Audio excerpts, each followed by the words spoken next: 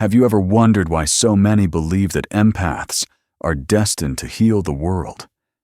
The idea sounds noble, even romantic, a kind of spiritual calling wrapped in compassion.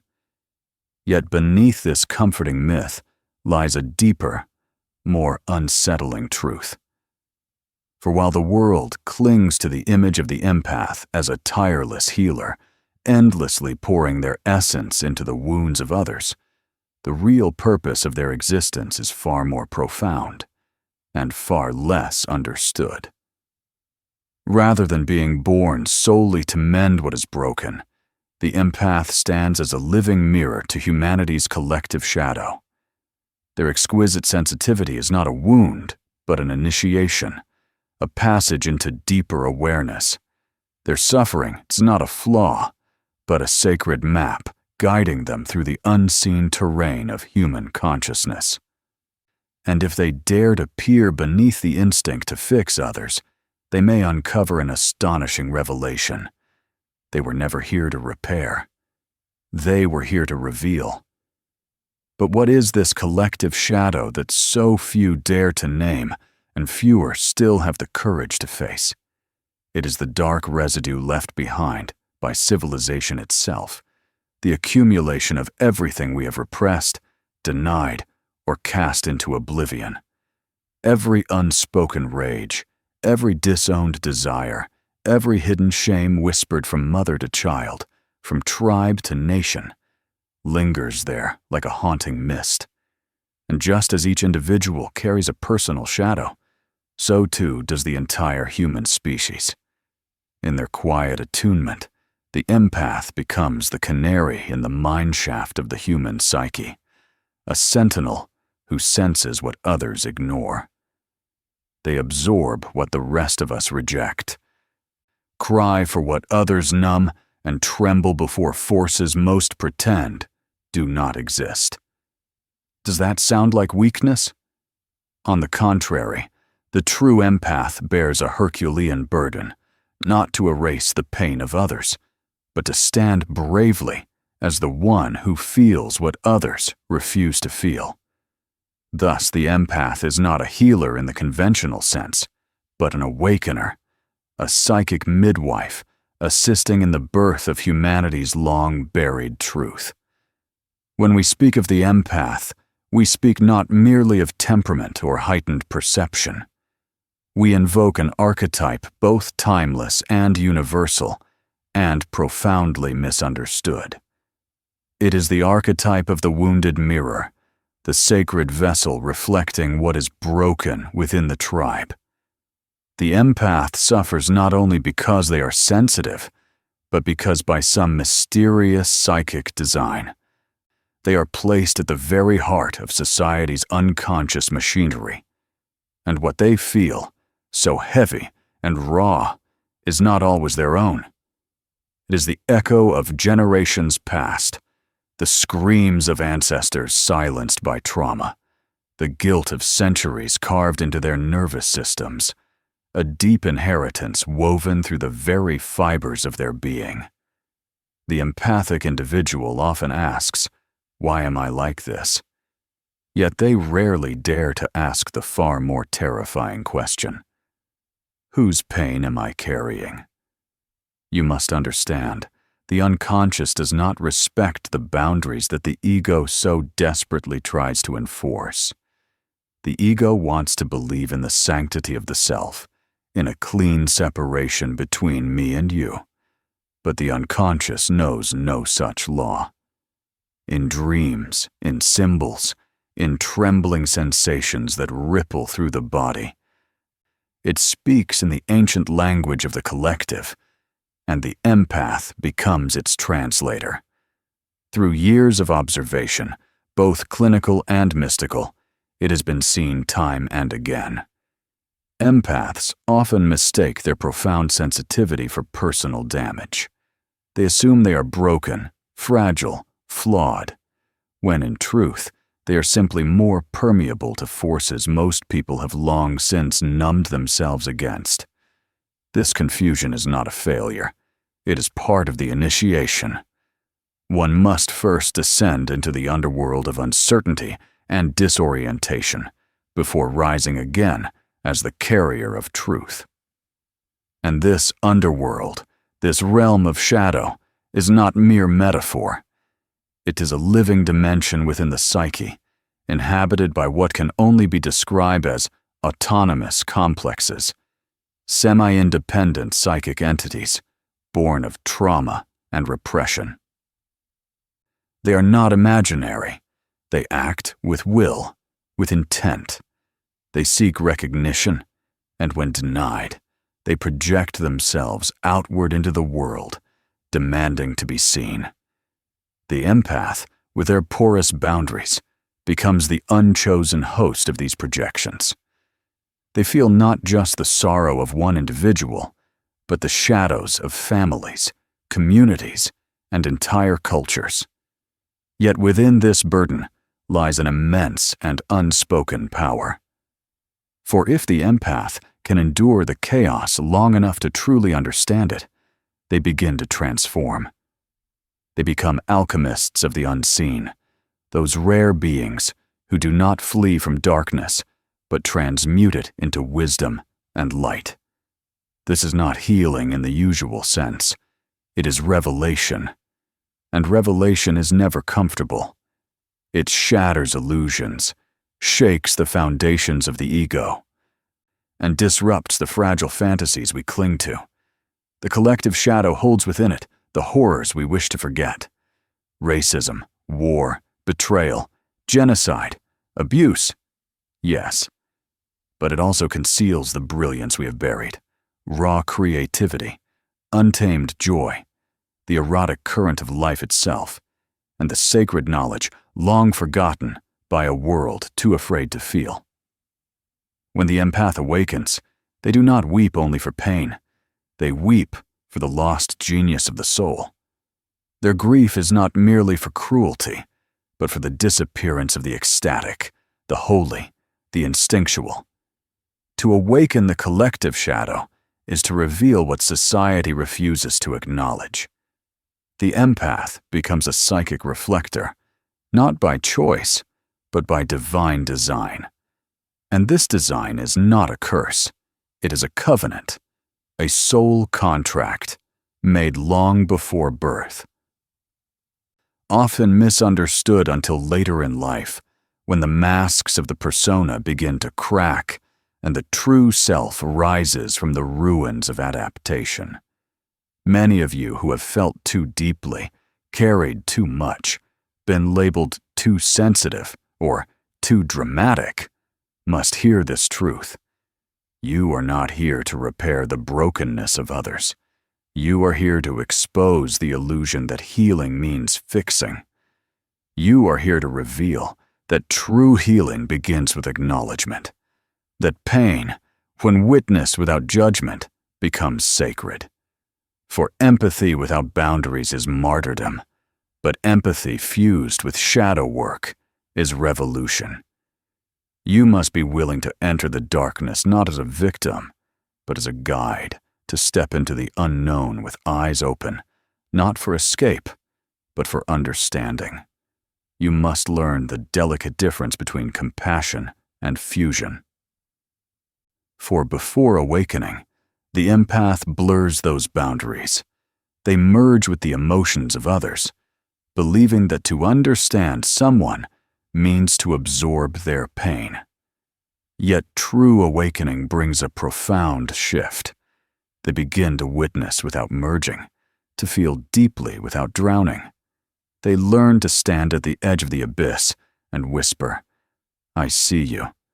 I do not abandon you, but I am not you." In that moment, something extraordinary occurs. The birth of sovereignty within the empath. It marks the instant they stop being sponges that soak up the suffering of others and begin to embody the clarity of oracles. The symbol of the oracle is vital here.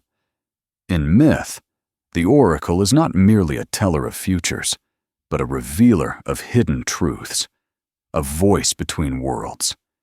They dwell at the fragile threshold between realities, between paradigms, and their sight often comes at a cost. The oracle is rarely celebrated. More often, they are doubted, misunderstood, even punished for what they perceive.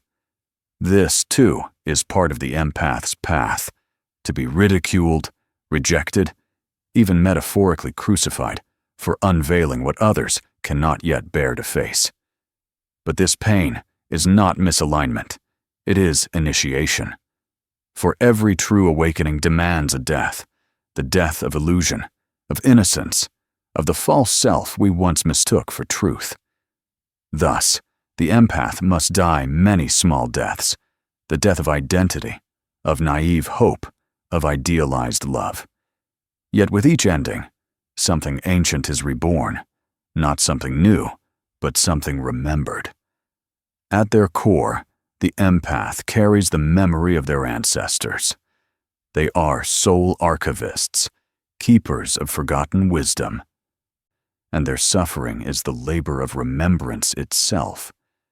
When I encountered those who fit this archetype, individuals who felt too much, whose pain could not be explained by trauma alone, I recognized a sacred burden. These were not merely the wounded or the fragile. They were chosen by the psyche to hold the unlived stories of the world. Within their anxiety, depression, or even moments of dissociation, there existed a light so radiant that it frightened them. For in truth, the empath is not afraid of others. They are afraid of their own power. Power, when unintegrated, becomes codependency. When understood, it becomes presence. True, unshakable presence. It is the kind of energy that can shift an entire room, unearth what has been buried, and stir ancient longings in those nearby. This is the signature of the awakened empath. They no longer rush to rescue, no longer confuse saving with loving. They simply see. And in their seeing, others begin to remember who they truly are. This is the medicine of the empath, healing not through action, but through being. That is why they were never meant to be helpers in the ordinary sense. Their gift is not service. It is revelation. They are here to disturb the sleep of the world, to shake the illusions that keep humanity comfortable and numb. To awaken the collective shadow is to challenge the ego's fragile sense of purity, goodness, and control. And no one thanks you for that. But the soul does. The soul thanks you when you speak the truth no one else dares to utter. When you cry the tears that belong to a nation. When you feel the ache of centuries, and, instead of numbing it, you name it. This is not indulgence. It is sacred work. The ego may say you are too much. The culture may whisper you are too weak. But the psyche knows the truth. You are the key. The key to what? To integration. To the reunification of what has long been divided.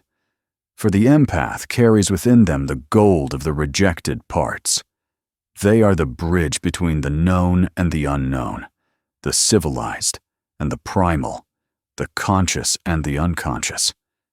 And this is why the empath so often feels suspended between worlds, because they live in liminality, in thresholds and dreamscapes that few can navigate. They move through unseen corridors of perception, hearing what is not said, feeling what is not shown, remembering what has not yet come to pass. Do not pathologize this. Do not diminish it by labeling it as disorder. This is mysticism. This is initiation. This is archetypal embodiment. To dwell at the fragile edge between worlds has never been comfortable. The empath's nervous system was not designed for ease. It was designed for permeability, for exquisite sensitivity. This is not a flaw of biology, but a feature of spiritual architecture. The empath's vessel must remain porous enough for the collective to seep through, yet strong enough not to shatter beneath the psychic weight it carries.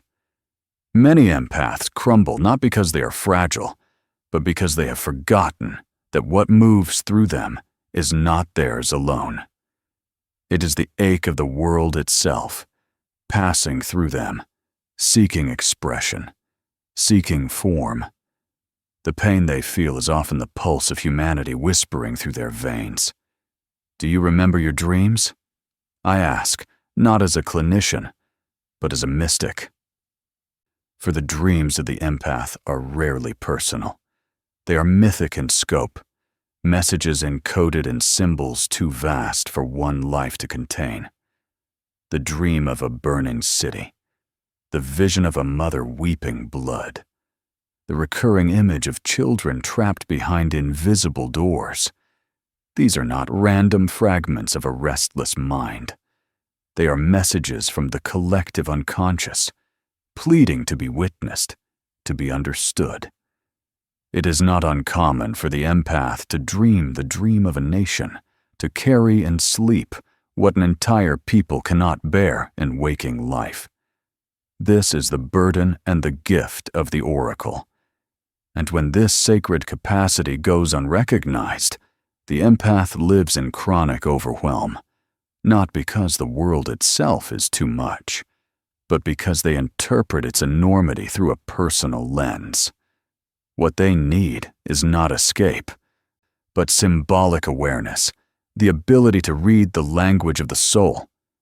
Symbolism is the native tongue of the unconscious. It does not speak in logic or fact. It speaks in images, synchronicities, distortions, and paradoxes.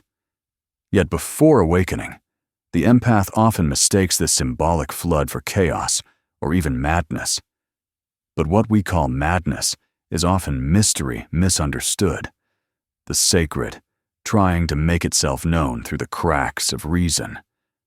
When the empath begins to see symbolically, when they learn to interpret their emotions, visions, and sensations as archetypal data rather than personal flaws, they cease being victims of experience and become students of the soul. Let me offer an example. A patient once came to me, tormented by an unexplainable guilt. No moment in her life could justify the burden she carried. Her childhood had been stable, her relationships intact, and yet she woke each morning with a sorrow pressing against her chest, as if history itself were grieving through her. In her dreams, she fled from ancient cities in ruin, clutching children she did not recognize. In waking life, she avoided confrontation, feared her own anger, and would often weep without warning a vessel overflowing with the pain of centuries unspoken. This was not pathology. This was prophecy. Through the practice of active imagination, we began to approach the dream symbols not as mere metaphors, but as living realities, pulsing with intelligence of their own. Gradually, she came to recognize that the children she clutched so desperately in sleep were not her own, but the ungrieved dead of her ancestral line. Her family, as it turned out, had survived multiple wars, exiles, and migrations, stories buried but never mourned. She was the first to be born in peace, and paradoxically, peace had made the pain more vivid. For when there is no external war left to fight, the inner one begins to surface. Her soul had been chosen, elected even, to carry what generations before her could not face. This is the empath's sacred task, to grieve what others cannot, to feel what logic cannot justify, to become the priest or priestess of collective catharsis. Yet this is not martyrdom. It is transformation. For when the empath learns to work with the shadow symbolically, rather than personally, they gain access to a deeper intelligence, one that moves beneath reason. They are no longer compelled to save others or to bear more than their share.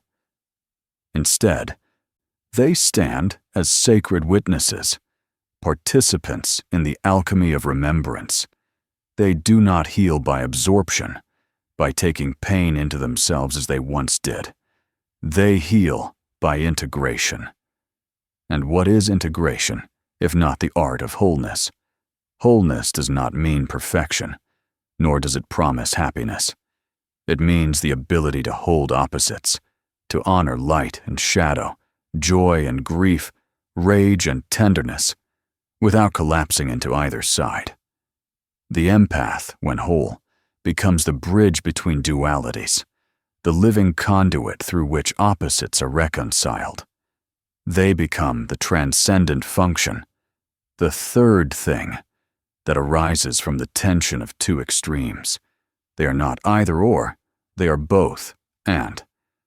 But this integration cannot occur amid noise. It requires solitude, not isolation, but sacred stillness. The empath must withdraw from the crowd's constant hum in order to hear the whisper of the soul. Solitude, contrary to fear, is not loneliness. It is the vessel through which the deeper self is born. In myth, the initiates always journey into the forest, the desert, the cave, places not of punishment, but of revelation. The empath must learn to befriend the hermit within, to retreat not as an escape from the world, but as preparation for returning to it. And when they do return, they come not empty-handed, but bearing vision, truth, and guidance. Their very presence becomes catalytic, not because they preach, but because they embody. They are the quiet fire in the room, the living antidote to unconsciousness. Transformation flows not from their effort, but from their being. This is why, in ancient cultures, the empathic ones were revered as shamans, oracles, and visionaries. They were not seen as ill or fragile. They were honored as bridges between the visible and the invisible. Today, we medicate what ancient tribes initiated. We silence what older cultures sanctified. The empath's suffering is not proof of dysfunction. It is evidence of a culture that has forgotten how to honor the sacred. And the sacred, as it always has, returns through the body. The empath's body is a map, a divining rod, a sacred text written in tremors and pulses. Yet most empaths live in conflict with their own flesh, treating their somatic responses as betrayal, as though trembling, weeping, or exhaustion were signs of weakness. But the truth is the opposite. The body is the shadow's canvas. It records what the mind represses, faithfully, wordlessly. The empath must learn to listen to the body as an oracle. When your stomach clenches in another's presence, that is information. When your chest aches without reason, that is a summons. When your skin prickles, your eyes fill, your hands tremble, these are not symptoms to suppress. These are signals. The empath's task is to decode them, to translate the language of the body into awareness, into wisdom, into revelation. To ask, what truth is trying to speak through me? Do you understand the gravity of such a question? When the empath awakens, they become a prophet, not of doctrine, but of embodiment. They do not merely understand the shadow, they feel it moving through their very bones. They do not theorize about trauma from a safe distance. They carry it in their nervous system, in their breath, in their dreams. And in carrying it, they become its translator, giving language to what was once unspeakable, giving tears to the uncried, giving form to the formless ache that has haunted generations. They give voice to what has been buried beneath centuries of denial. And this, precisely, is why their gift is so deeply unsettling. To speak the truth of the shadow is to fracture the illusion upon which the collective depends. Every culture, no matter how enlightened it appears, is built upon a quiet pact of unconsciousness, a shared agreement to avoid certain truths so that the illusion of order may remain intact. The empath, by their very presence, threatens that pact. Without a single word, they communicate. I feel what you do not. I see what you cannot. And I will not look away. This is not a comfortable energy. It is not a socially acceptable role. And so, inevitably, the empath is exiled, not only from the outer world, but from the inner circles of belonging. They become the scapegoat, the one pathologized, labeled too much, dismissed for feeling what others fear to acknowledge. But remember this. In ancient times, the scapegoat was not condemned for their own sins, but for the sins of the community. The scapegoat was chosen to bear what others refused to carry. This, too, is woven into the empath's mythology. Yet mythology need not be destiny. The empath must, at last, learn to set down the scapegoat's burden. They are not here to carry the sins of the world. They are here to name them, to feel them, yes, but only long enough to translate that pain into awareness, and then to release it. Release is the empath's final initiation, the sacred moment of realization. This is not mine. It never was, and yet I am the one who can see it, feel it, name it, and let it go. That moment, that breath of surrender, is liberation. It is sovereignty. It is the reclamation of the empath's true purpose, not to heal, not to serve, but to awaken. Awaken to what? To the recognition that the collective shadow is not evil. It is unlived life. It is everything we have yet to integrate, all the abandoned brilliance waiting to return to the whole. The empath's gift is to lead the way, not through force, nor through argument, but through embodiment, through standing unapologetically in the fullness of their sensitivity, through living without shame, through showing, not telling, what it means to feel deeply and live freely, through daring to say, yes, I feel, yes, I tremble, yes, I carry what is not mine, but only for a time. And when that time ends, they return it to the world, transformed. This is the alchemical act, to take in the lead of unconsciousness and return the gold of awareness. The empath, once awakened, becomes the alchemist of shadow. They are no longer drowning in emotion. They are swimming in mystery. They are no longer lost. They are initiated. And to be initiated is not to graduate into comfort. It is to cross a threshold from which there is no return. The empath who has awakened to their true function no longer fits neatly into the world as it was. They have no interest in performing roles, in placating norms, or in participating in the rituals of unconscious living. They are now emissaries of something greater, participants in the deeper mystery, ambassadors of the soul's evolution. And yet, this awakening does not arrive all at once. It comes in waves, some gentle, others cataclysmic. Each wave reshapes the self, washing away what is false until only truth remains. First comes the disillusionment, that quiet but devastating realization. The empath begins to see that their lifelong desire to help others was never pure altruism, but often a defense mechanism against their own inner chaos. They begin to understand that empathy without boundaries is not compassion. It is self-erasure, the slow dissolving of one's essence in the name of care. And when this truth arrives, it does not whisper. It breaks like a storm. Then comes the collapse, the inevitable moment of psychic exhaustion, when the empath can no longer carry the world upon trembling shoulders and must finally learn, perhaps for the first time, to carry themselves. It is a sacred breaking, the undoing of an identity built on saving.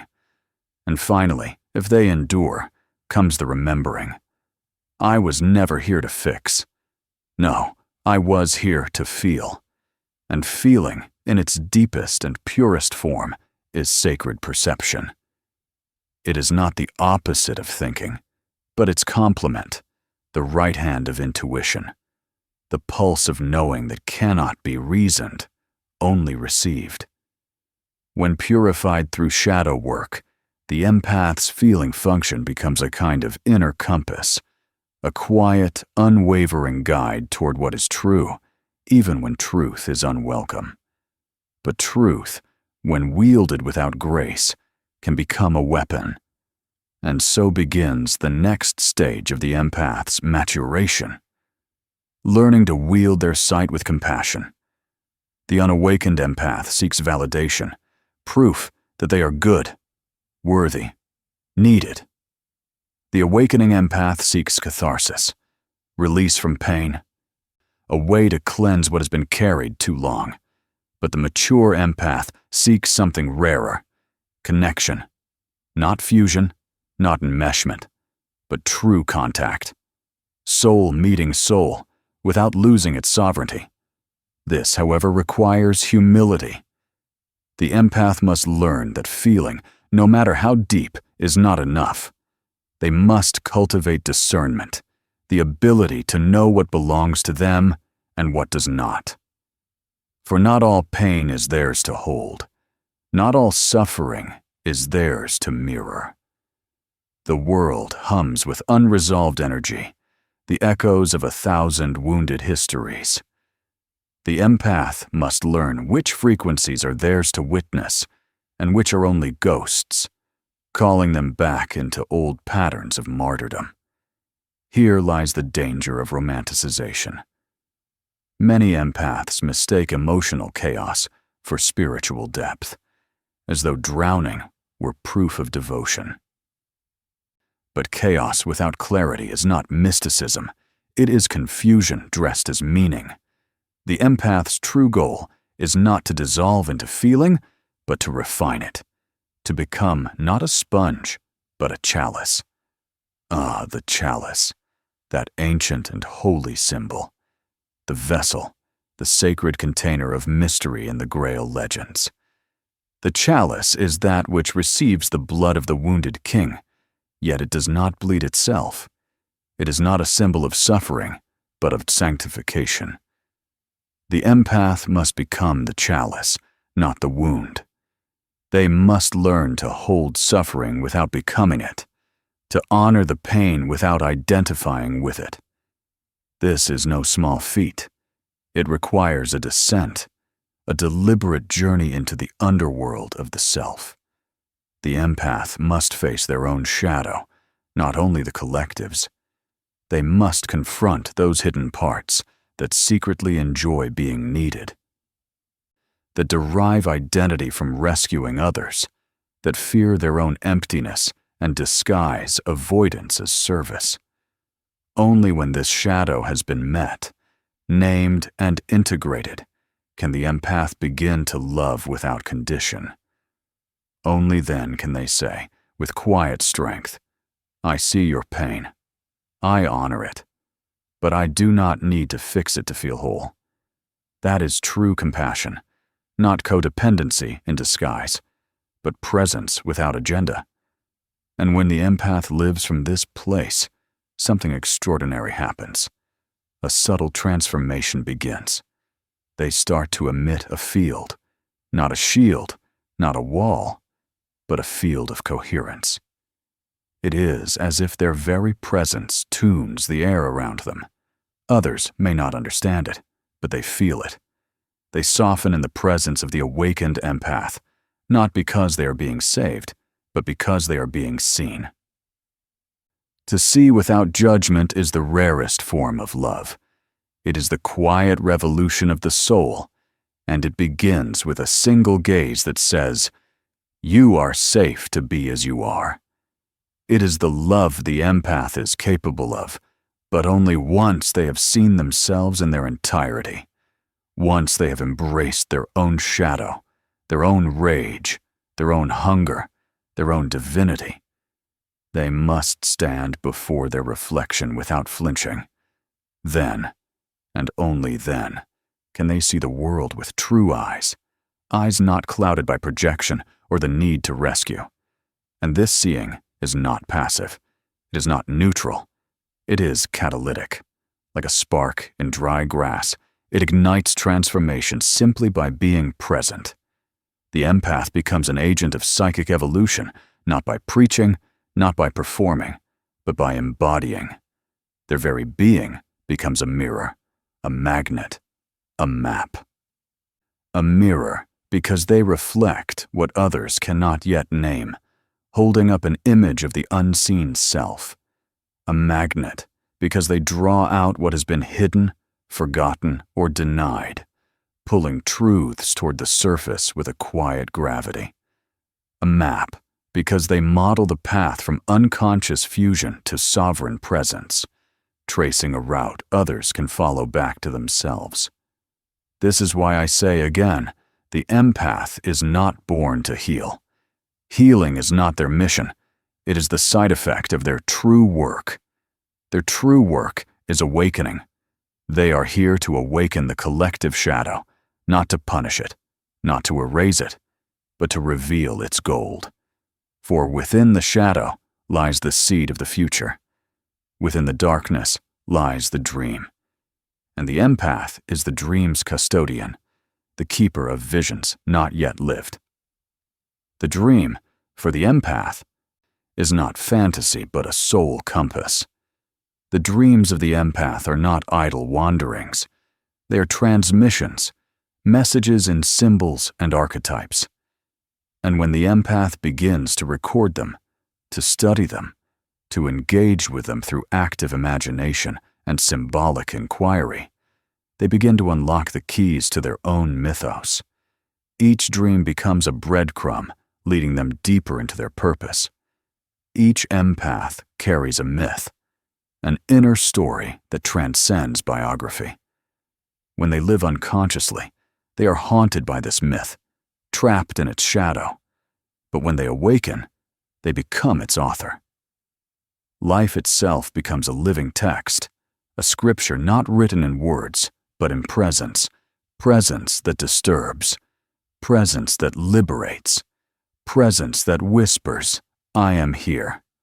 Fully, unmistakably, they stand, and in their being, they invite others to awaken. This is not comfortable work, but it is sacred, and sacred things do not ask for approval. They ask for integrity.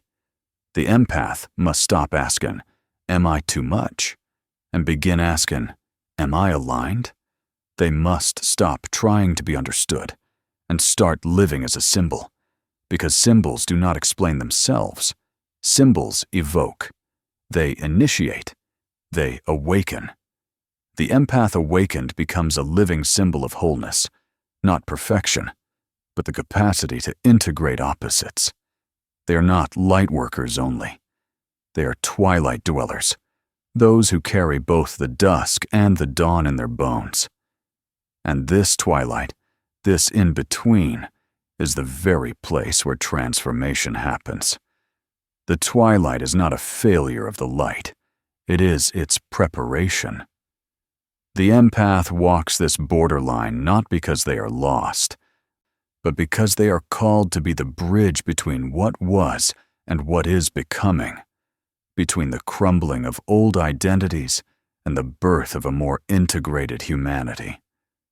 They are midwives to the future, standing at the threshold, not the technological future, not the mechanized future, but the psychic future, the one in which human beings remember that the soul is not a metaphor, that the unconscious is not a disorder, that mystery is not an obstacle to be solved, but a presence to be revered.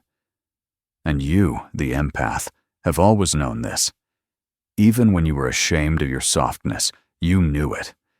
Even in silence, the knowing has never left you. Even when your tears embarrassed others, you knew it.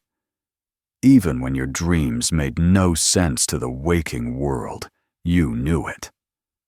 The knowing was buried, perhaps, hidden beneath layers of doubt and conditioning, but it never died.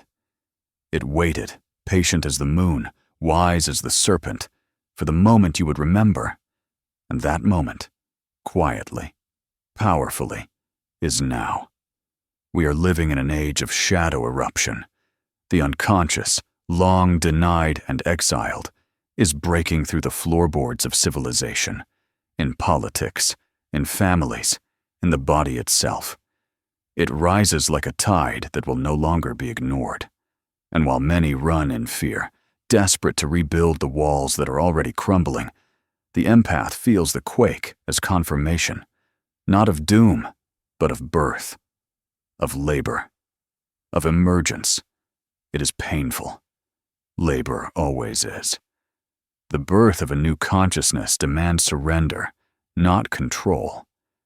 But what is emerging is nothing less than a shift in psychic structure. We are slowly, irrevocably, moving from a culture of repression to a culture of reflection. The old ways of silencing the soul are losing power. And in this movement, the empath stands as both guide and ground. They are not leaders in the traditional sense. They do not command or demand allegiance. They transmit. They embody the new frequency simply through their presence. They teach without words, by example, by vibration. They teach by feeling in a world that fears feeling. To feel deeply in an unfeeling age is an act of rebellion. But it is also profoundly an act of creation. The creation of new myths, new archetypes, new ways of belonging. The empath, when they embrace their role as shadow awakener, becomes a myth maker. They cease to live according to the myths handed down by a wounded world and begin to write their own. Through relationship, through art, through breath itself. Every interaction becomes sacred material, every tear an invocation, every silence a verse. They create symbols for what the culture has not yet named. They speak in the tongues of metaphor, of sensation, of dream. Their language is not of the intellect, but of the heart. Do you understand the power of this? You are not here to fit into the existing paradigm. You are here to reveal its limits, to whisper of a deeper order, an older wisdom, one that hums quietly beneath the noise of progress. A wisdom that lives not in textbooks, but in the gut, in the pulse, in the bones. This wisdom cannot be taught. It is remembered. It is remembered the moment the empath stops asking for permission, stops apologizing for their perception, stops shrinking to avoid discomfort. You will make others uncomfortable. That is part of your design. Your energy illuminates what others have labored to forget. But remember this, you are not here to make people comfortable. You are here to make them conscious. Conscious of the grief they swallowed as children. Conscious of the dreams they abandoned in exchange for safety. Conscious of the rage they turned inward, the shadow they projected onto enemies, strangers, and lovers alike. You are the mirror, and to stand as a mirror is to risk being shattered. But hear me now, every shattering is a beginning. Every fracture is a portal. When the empath breaks open, they do not dissolve, they transform. Through their wounds, the archetypal finds a vessel. Through their tears, the divine enters. Through their silence, truth flows. And from their very being, wisdom speaks. This, let us be clear, is not romanticism. It is revelation in motion. This is reality, when seen through the eyes of the soul. The world is not waiting for perfect healers, shining in flawless light.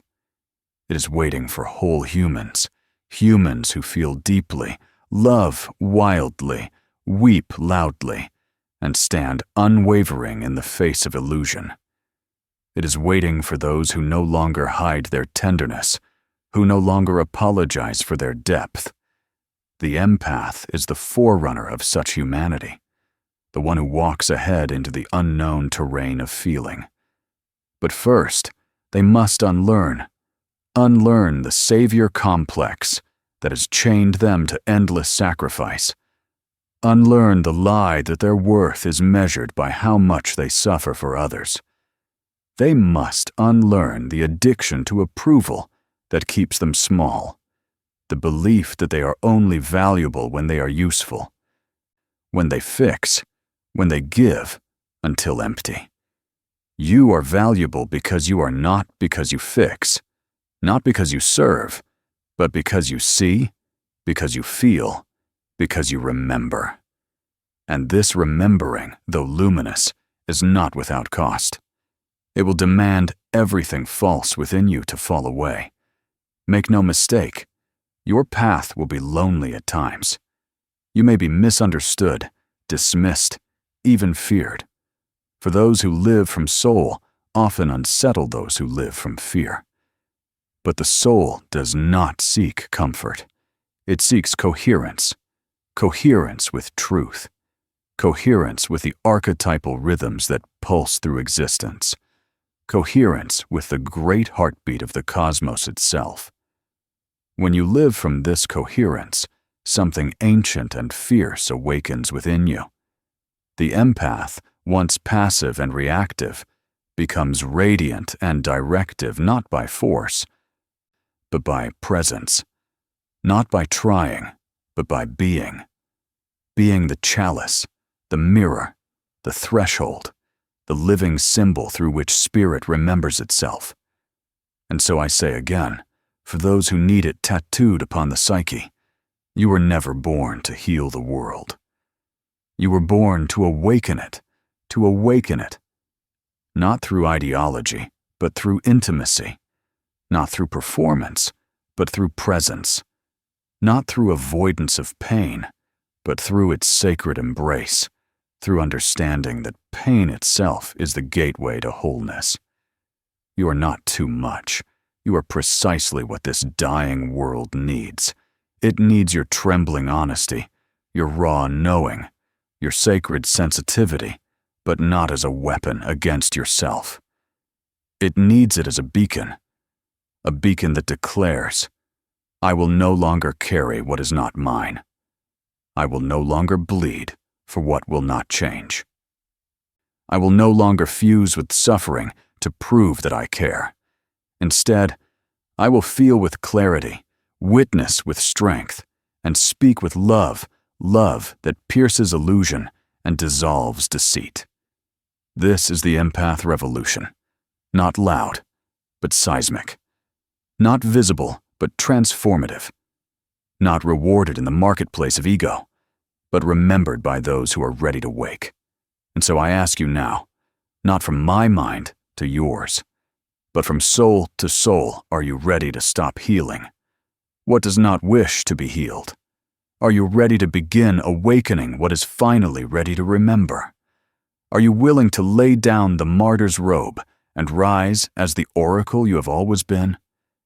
Then breathe, feel, witness, and remember who you are becoming.